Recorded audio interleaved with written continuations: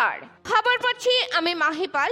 হাইলাকান্দি জেলার বিশিষ্ট সমাজসেবী, শিক্ষাবিদ এবং গ্লোবাল পাবলিক স্কুলের চেয়ারম্যান দিলওয়ার হোসেন মজুমদার আনুষ্ঠানিকভাবে কংগ্রেসের সদস্যপদ গ্রহণ করলেন। এই উপলক্ষে আজ হাইলাকান্দিতে আয়োজিত এক সাংবাদিক সম্মেলনে দিলওয়ার হোসেন মজুমদার জানান যে তিনি 28 আগস্ট বৃহস্পতিবার হাইলাকান্দি জেলা কংগ্রেস ভবনে আয়োজিত এক সভায় আনুষ্ঠানিকভাবে ভারতের জাতীয় কংগ্রেসের সদস্যপদ গ্রহণ করেন। বর্তমানে হাইলাকান্দি জেলা কংগ্রেস কমিটি সভাপতি ইশাক আলী বরভূয়ার শারীরিক অসুস্থতার কারণে পদত্যাগ দেওয়ায় তার রিক্ত পদে তিনি কংগ্রেসের সভাপতির দৌড়ে আছেন কিনা সাংবাদিকের এক প্রশ্নের উত্তরে তিনি জানান যে ভারতের জাতীয় কংগ্রেসকে মজবুত করার জন্য তিনি কংগ্রেস কমিটিতে যোগদান করেছেন।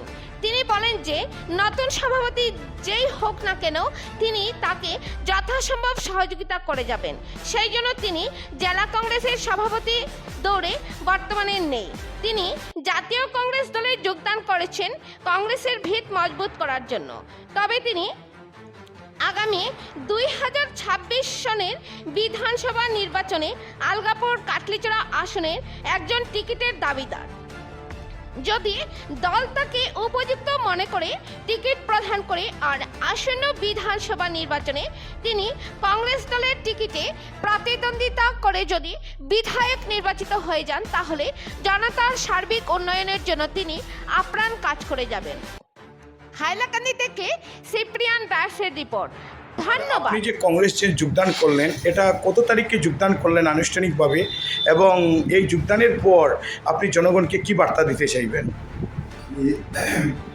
28 অগাস্ট বেলা 3 ঘটিকায় কংগ্রেসের আনুষ্ঠানিকভাবে যোগদান করেছি। তাই আমি খুব আনন্দিত, খুব খুশি। আমার মনে হয় যে আমি যে ইচ্ছা নিয়ে কংগ্রেসে জয়েন করেছি সেটা আমি আমাদের লোকজনের কাছে একটা সুন্দর বার্তা দিয়ে একটা সুন্দর পলিটিক্যাল এনভায়রনমেন্ট ক্রিয়েট করার মতো একটা কিছু বাতাবরণ ক্রিয়েট করার মতো চেষ্টা করবো।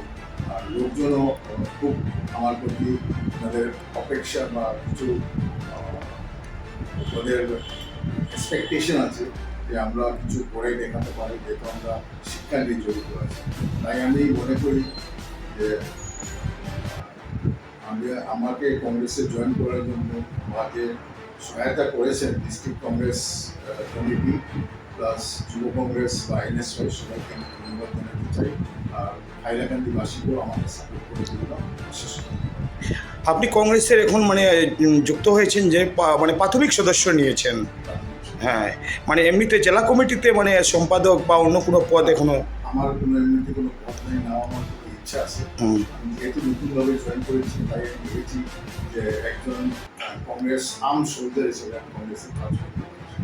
আচ্ছা আচ্ছা, তো কি বলে এই যে আপনি তো কংগ্রেসের আবার আমাদের আলগাপুর কাটলিচড়া আসনের বিধানসভা আসনের আপনি একজন সম্ভাব্য প্রার্থীও, যেটা আমরা লোকমুখে জানতে পেরেছি।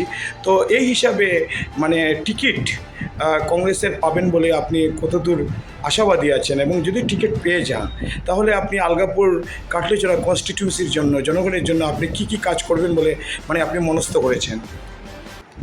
আমি আলগাপুর কাটলিচড়া কনস্টিটিউয়েন্সি যদি জনপ্রিয়তা আমার কাছে আসে, লোকজন যদি ভাবে আমি ওদেরকে একটা MLA হিসাবে একজন রিপ্রেজেন্টেটিভ হিসেবে ওনাদেরকে রিপ্রেজেন্ট করতে সক্ষম হই, তাহলে ওনারা যদি আমাকে সাপোর্ট করে আমি নিশ্চয়ই 2026 ইলেকশনে আমাকে নিজে কংগ্রেসের প্রার্থী হিসাবে স্ট্যান্ড করার চেষ্টা করব।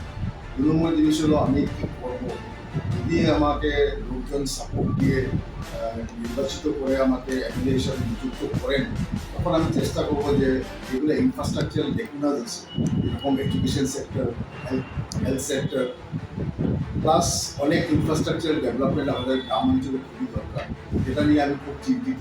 তাই আমি ভাবছি যদি আমার জয় হয় বা আমি নির্বাচিত হই, তাহলে আমি চেষ্টা করবো যে ছোটো ছোটো যেগুলো সমস্যা গ্রাম অঞ্চল আছে সেগুলোকে ওভারকাম কীভাবে করা যায় সেটাই নিয়ে আমি অ্যাসেম্বলিতে জানানোর চেষ্টা করব। আচ্ছা, আরেকটা কথা, আপনি তো বর্তমানে কংগ্রেস যোগদান করে দিয়েছেন। এখন বর্তমানে যে কংগ্রেসের যে জেলা সভাপতি, উনি শারীরিক অসুস্থতার কারণে উনি পদত্যাগ করেছেন। এখন ওনার প্রেসিডেন্টের পদটাও খালি আছে। এখানের মধ্যে অনেক যোগ্য ব্যক্তির নাম এসেছে, এর মধ্যে আপনার নামেরও কিছু গুঞ্জন শোনা যাচ্ছে। তো এরকম অবস্থায়, যেহেতু আপনি একজন উচ্চশিক্ষিত ব্যক্তি, তাই এরকম অবস্থায় আপনি কি প্রেসিডেন্টের দৌড়ে আছেন নাকি?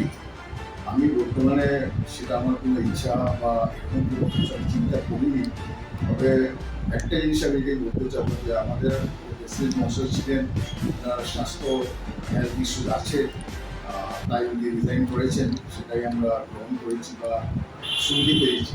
যাই হোক, আমি এজ এ কংগ্রেস মেম্বার হিসেবে এটাই বলতে চাই যে আমার প্রেসিডেন্ট বা অন্য কোনো পদাধিকারী কংগ্রেস কমিটিতে, সেটা আমার কোনো ইচ্ছাও বর্তমানে নাই। যেহেতু আমি নতুন জয়েন করেছি, আমি চেষ্টা করবো যে as a member, as a general soldier হিসাবে কংগ্রেসকে কীভাবে মানে বেসমেন্টটা একটা একটা শক্তি প্রদান করে যায়, সেটাই আমি চেষ্টা করে